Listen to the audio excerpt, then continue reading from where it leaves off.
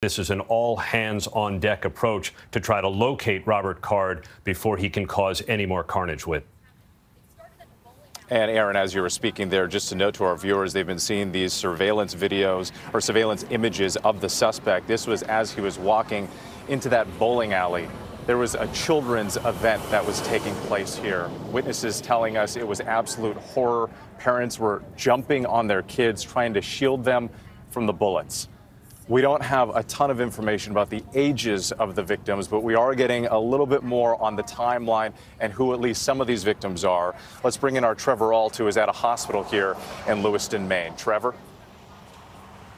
Yeah, so when overnight, in the midst of all this chaos, we actually couldn't get a clear answer from the hospitals as to how many people they were treating. And we know now from officials, as we've mentioned over and over, 18 people killed and 13 people injured, more than 30 total victims. And it speaks to the scope of this massacre. The fact that still now, almost 17 hours after those first shots were fired, more than half of the victims who have been killed have not yet been identified.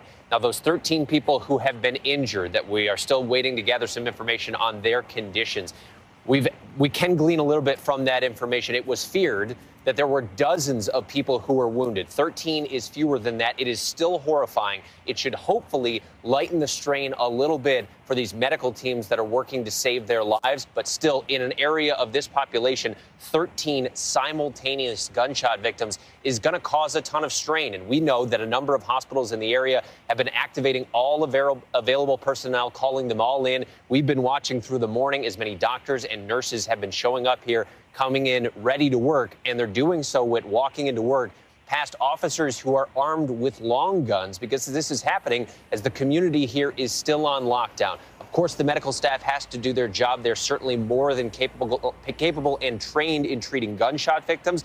But the fact that this community now, after this awful tragedy, is largely forced to stay home when they have to grieve is unimaginable in the midst of an already unimaginable tragedy.